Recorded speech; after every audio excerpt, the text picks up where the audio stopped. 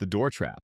On December 14th, 2011, Suzanne Hart stepped into an elevator lobby on Madison Avenue. She was on her way out, doing what people do every day without thinking twice. As the elevator doors began to close, she was caught at the threshold. The elevator didn't stop. It suddenly moved upward while she was still pinned at the doorway. In seconds, what should have been a routine ride turned into an unstoppable machine, pulling her between floors. People nearby rushed toward the elevator, but the car was already moving. By the time responders reached her, it was too late.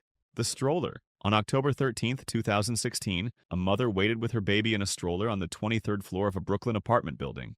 The elevator doors opened, so she stepped forward, but the elevator car wasn't there. The stroller went in first. The mother and child plunged down the shaft and landed on top of the elevator car several stories below. The mother survived with injuries. The baby, Areej Ali, did not. What made the story spread was how impossible it felt. Doors opening is supposed to mean safe. In that one moment, the building looked normal, the hallway looked normal, and the elevator behaved like a trap. The high-rise drop. On August 22nd, 2019, Samuel Charles Waisbren was at his apartment building in Manhattan. He was exiting the elevator in the lobby when the car suddenly dropped. The timing was the nightmare. He wasn't deep inside the elevator. He was in the in-between moment, stepping out, when the car moved again. He became trapped and was fatally injured before rescuers could free him. The incident drew attention because it happened in a modern high-rise where people assume the systems are heavily regulated and safe. It also became infamous because the elevator didn't crash in a dramatic way at the top. It failed at the exact second a person is most exposed.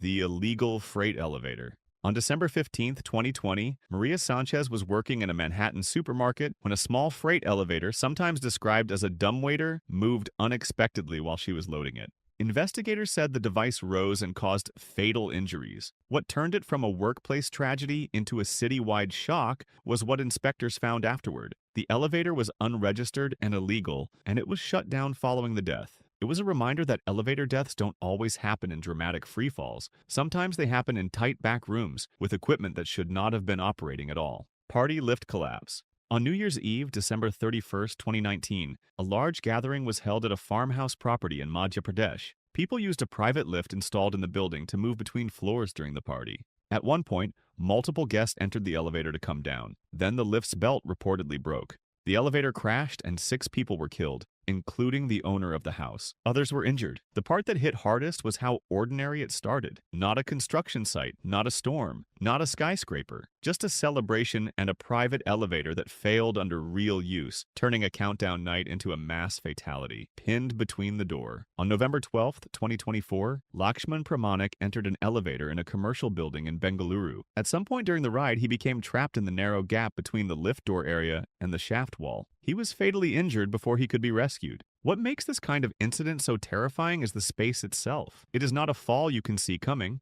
It is not a crash you can brace for. It is a mechanical squeeze created by a moving system in a place the human body was never meant to be. The construction elevator. On December 11th, 2023, 5 workers entered a construction site elevator in Sundbyberg outside Stockholm. The temporary lift suddenly plunged about 20 meters to the ground. All 5 people inside were killed. Authorities halted work and launched an investigation, treating it as a potential work environment crime. The story kept resurfacing because of what happened after. In 2025, prosecutors charged a CEO and 2 elevator fitters in connection with the collapse, framing it as gross negligence causing death. The elevator fall wasn't just a freak accident. It became a criminal investigation into how a modern job site could allow a lift to fail that violently.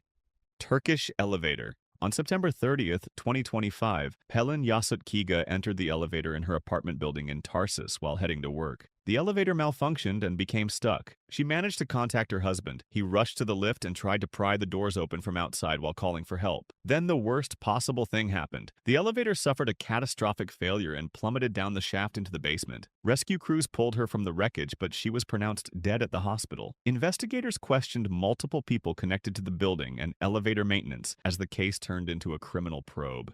Vaal Reefs gold mine. On May 10, 1995, miners were riding up after a shift when something completely unrelated to them went wrong above. An underground locomotive took the wrong path, smashed through a barrier, and fell straight into the shaft. At the same moment, a double-deck elevator cage packed with workers was ascending. The falling locomotive struck the cage in the shaft and the entire system turned into a crushing drop. The cage plunged to the bottom and was mangled beyond recognition. Everyone inside was killed. It became known as the deadliest elevator accident ever recorded, and the image people couldn't forget was this: you can do everything right inside an elevator and still be doomed by one failure somewhere else in the system. St. Helena gold mine. On August 31st, 1987, a methane explosion ripped through a gold mine and the shaft became a chimney of heat, smoke, and force. In the chaos, the mine's elevator system failed, and a double-deck cage plunged deep down the shaft. The death toll climbed as officials confirmed who had been inside and who had been working nearby. Reports described an elevator drop measured in thousands of feet, and the final count reached 62 dead.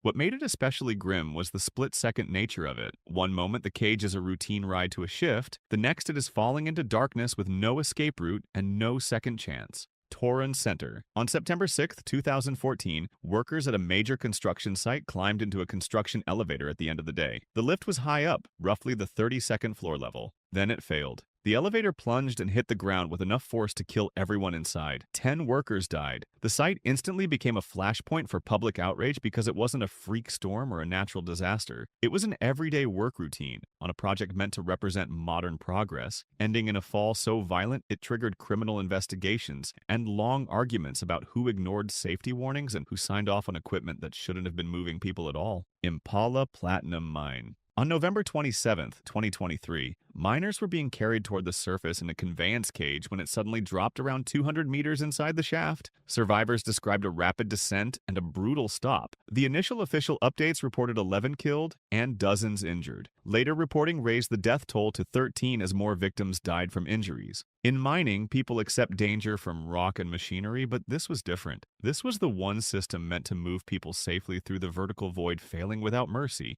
turning a routine ride up into a mass casualty event in seconds, with injured workers scattered across hospitals and an entire operation paused under investigation.